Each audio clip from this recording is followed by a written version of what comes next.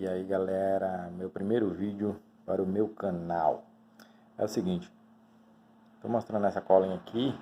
Você acha que tem nada a ver com o canal, tá? É sobre moto e tal. É o seguinte, eu comprei a minha moto, ela veio com e é uma Bros 2016.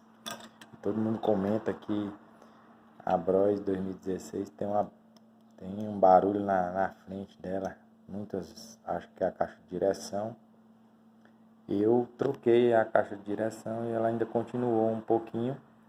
E eu fiquei procurando o que era. Olhei se era o painel, tal.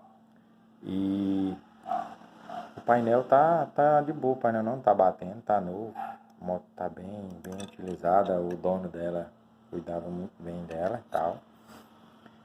E agora eu descobri o que é. Aí eu comprei essa cola